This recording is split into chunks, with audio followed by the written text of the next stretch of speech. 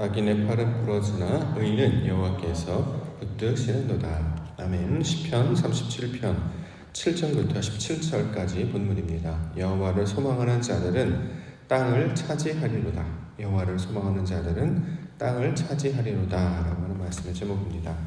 오늘 본문에서는 여호와를 소망하는 자들에 대해서 말씀하고 있습니다. 9절에 나와 있습니다. 9절 말씀, 진실로 악을 행하는 자들은 끊어질 것이나 여호와를 소망하는 자들은 땅을 차지하리로다. 자, 소망이라는 단어, 우리 주일날 잠깐 살펴봤던 단어이기도 한데요. 다시 한번 구약에서도 말하고 있습니다. 소망이라고 하는 개념이 어떤 것인가? 소망은 자신의 욕망의 상태에서 벗어나서 하나님의 뜻을 구하는 상태로 변화되는 것, 이걸 소망이다 이렇게 이야기합니다. 하나님을 알기 전에는 우리는 소망이라는 것이 없었죠. 단지 욕망만이 남아 있었을 뿐입니다. 하나님을 알지 못하는 이방인들처럼 무엇을 먹을까, 무엇을 마실까, 무엇을 입을까만 구하는 자들이었습니다. 그런데 말씀을 따르기 시작합니다. 말씀을 듣기 시작합니다. 말씀에 이끌려서 그를 목자 삼아 날마다 믿음 가운데 나아갑니다. 이처럼 말씀을 통해서 하나님을 깨닫기 시작하면 어떻게 되느냐? 소망이라는 것이 우리 가운데 생기게 되는 것이죠.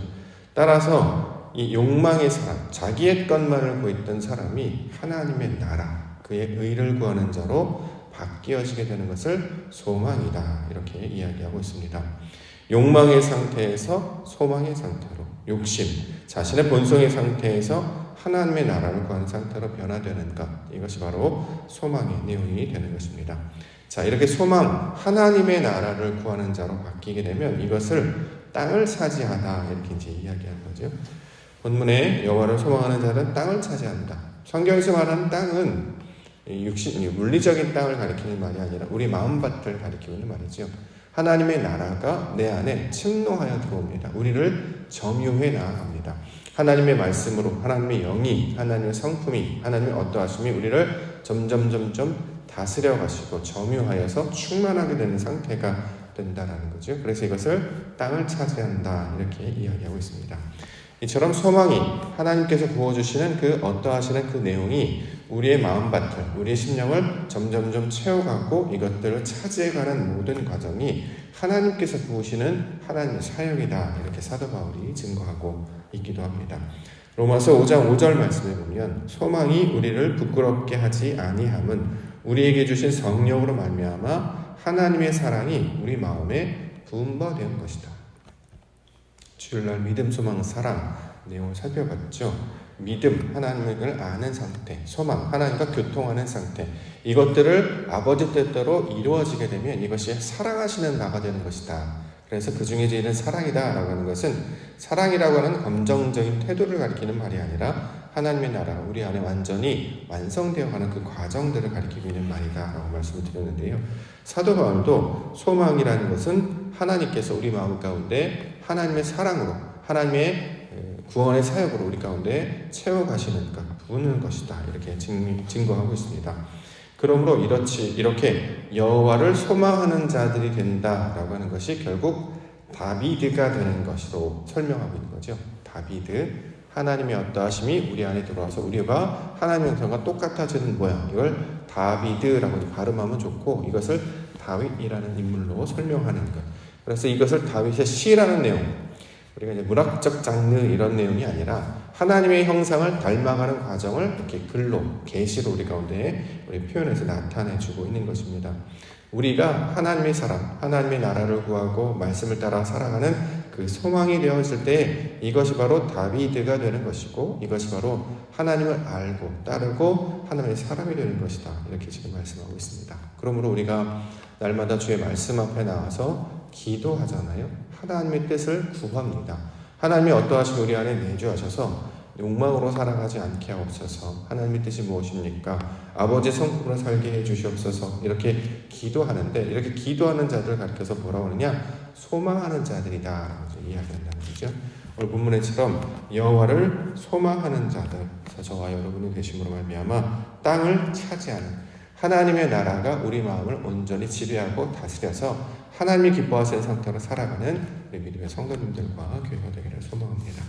자, 말씀을 보겠습니다. 자, 여호와를 소망하는 자들은 어떠한 모양으로 나타나는가? 첫 번째 주시는 말씀은 잠잠하고 참고 기다리라. 7절과 8절. 여호와 앞에 잠잠하고 참고 기다리라. 자기 길이 형통하며 악한 꾀를 이루는 자 때문에 불평하지 말지어다. 분을 그치고 노를 버리며 불평하지 말라. 오히려 악을 만들 뿐이라. 소망이 된 자들을 가리키는 말이죠. 여호와를 소망하는 자는 여호와로 소망이 된 자를 가리키고 있는 말이기 때문에 그러한 자들은 어떤 것이냐? 세상의 것들을 바라거나 구하지 않는다라는 것입니다. 그래서 세상의 것들을 구하거나 바라지 않기 때문에 잠잠하게 된다라고 성경이 표현하는 거죠. 다른 말로는 참는다, 또 다른 말로는 기다린다 이렇게 이야기합니다. 한마디로 우리의 마음이 하나님께서 거하실 거처, 하나님께서 거하실 성전이 되어가는 부분, 그 과정을 지금 설명하고 있습니다. 다윗이 실제로 성전을 건축하기를 원했죠. 근데 다윗의 세대 때 성전을 건축하지 않고 솔로몬의 상태에서 이제 성전이 건축하게 되었어요. 다윗의 이제 궁극적인 목적은 하나님이 거하실 처소가 되는 것인데 그것을 이스라엘 역사를 통해서 보여주고 있는 것인데 이처럼 주의 말씀이 내 안에 들어와서 나를 하나씩 만들어가고 지어져 가게 되는 그런 모든 과정들을 성전을 건축하는 모양으로 설명을 하고 있습니다. 이때 성전을 건축하게 되면 어떤 일이 벌어지냐면 소리가 나지 않는다라는 것입니다. 열왕기상 6장 7절 말씀을 보면 이 성전은 건축할 때에 돌을 그 뜨는 곳에서 다듬고 가져다가 건축하였으므로 건축하는 동안에 성전 속에서는 방망이나 도끼나 모든 철 연장 소리가 들리지 아니하였다. 예전에 우리 서울 남대문이 한번 무너져가지고 다시 이제 복원한 사건이 있었죠. 그때 저도 이제 그때 복원하는 그 과정에 우연하게 지나가서 어떻게 하는 건가 구경 한번 한 적이 있는데요. 거기서 이제 일하시는 분들이 열심히 망치질해서 돌 다듬고 땡깡땡깡 이런 소리가 계속 납니다. 무언가를 건축할 때 우리가 이제 집도 짓고 건물 짓는 거 마찬가지죠. 소리가 나지요. 그런데 성전을 만드는 것, 그러니까 하나님이 거하실 마음밭을 만드는 것은 소리가 나지 않는다 이렇게 얘기합니다. 왜 그러냐면 더 이상 우리가 말할 게 없기 때문이죠. 사람의 소리는 점점 줄어가고 하나님의 것만, 하나님이 하시는 것만 잠잠하게 바라게 되기 때문에 소망하는 자가 되기 때문에 이런 소리가 나지 않는 불평이 딱 없어지고 분이 그치고 노가 사라지는 상태가 된다 이렇게 이야기하고 있습니다. 로마서 8장 23절부터 사도 바울은 그뿐 아니라 또한 우리 곧 성령의 처음 익은 열매를 받은 우리까지도 속으로 탄식하며 양자될 것 곧 우리 몸의 속량을 기다리느니라. 우리가 소망으로 구원을 얻었으니 보이는 소망이 아니니 보는 것을 누가 바라리요. 만일 우리가 보지 못하는 것을 바라면 참음으로 기다릴지니라. 하나님께 소리를 점유해 들어오시게 되면 우리의 소리가 점점 줄어들게 되죠. 이전에는 원망도 하고 불평도 하고 분도 내고 화도 내고 그랬습니다. 근데 하나님께 소리 안에 다스리는 자가 되면 이런 소리가 다 줄어들게 돼요. 왜 그러냐면 분이나 노나 화는 다 내가 주인이 됐을 때, 내가 기준이 됐을 때 나타나는 그런 감정이나 판단이죠. 근데 그 판단을 하나님께 다 맡겨버리는 거죠. 그러니까 내가 할 일이 없어지는 거예요. 하나님이 날 다스리니까. 그러니 잠잠하고 참고 기다리는 자가 된다. 자, 이렇게 이야기하고 있습니다. 5절 말씀에 보면 내 길을 여호와께 맡기라. 그를 의지하면 그가 이루실 것이다. 이러한 상태가 된다는 거죠. 그렇기 때문에 기다리고 참는 자가 된다. 자, 이것을 하나님께서 원하시는 우리 성품인 것으로 설명하고 있습니다. 자, 이렇게 잠잠하고 참고 기다리는 자를 성경에서 뭐라고 하느냐? 온유한 자다 이렇게 설명하고 있습니다. 11절 말씀. 그러나 온유한 자들은 땅을 차지하며 풍성한 화평으로 즐거워하리로다.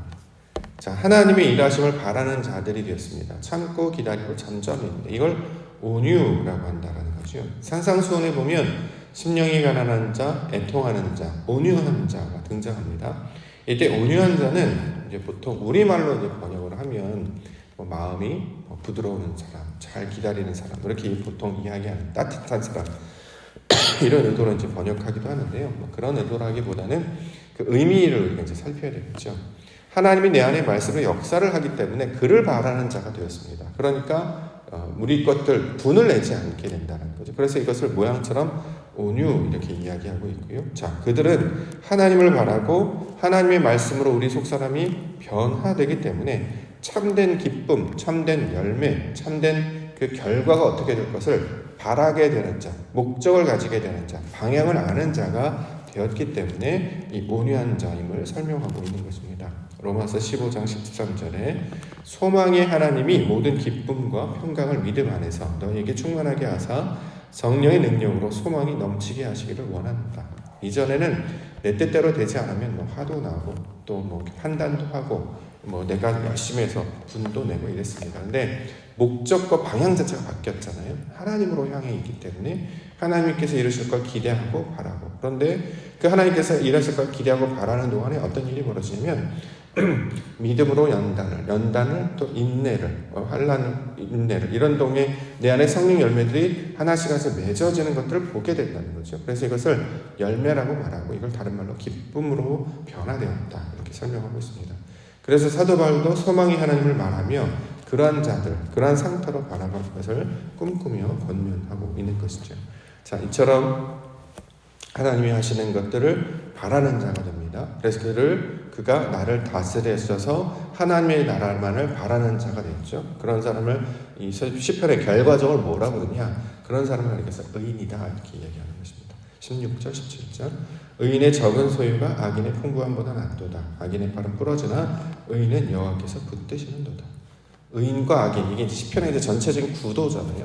복 있는 자는, 악인은, 그래서 복 있는 자가 의인이고, 의인이 바로 다비드, 하나님의 마음과 똑같아진 상태를 가리키고 있는 말인데, 그 의인은 여호와께서 붙드신다. 그 붙드시자면 하나님의 마음과 함께 연합되어졌기 때문에, 그 모양이 똑같아져 있는 상태가 되었기 때문에 하나님께 붙잡혀 있는 자, 하나님으로부터 모든 영양분을 공급받고 하나님의 숨으로 사는 자가 되었다라고 말하고 있는 것입니다. 그래서 그러한 자를 다윗이라는 인물로 성상화해서 보여주기도 하고 이렇게 시편의 내용을 통해서도 말씀하고 있는 거죠. 자, 어떻게 되느냐? 내 것이 없어져요. 왜 그러냐면 하나님의 것이 점유하기 때문이죠. 나를 다스리시고 나를 지배하시고 나를 인도해 가시고, 그렇기 때문에 자신이 없어지게 돼서 온전히 하나님께서 주시는 그것들을 공급하여서 양식으로 삼는 거예요. 이걸 시냇가에 심은 나무 또는 여호와의 율법을 주여로 묵상하는 자, 그래서 그를 가리켜서 복 있는 자 이렇게 얘기하는 거죠. 성경에서 말하는 복 있는 자는 어떤 특별한 복이라는 단어가 따로 있는 것이 아니라 하나님의 형상을 닮아가는 모든 과정들을 복이라고 이야기합니다.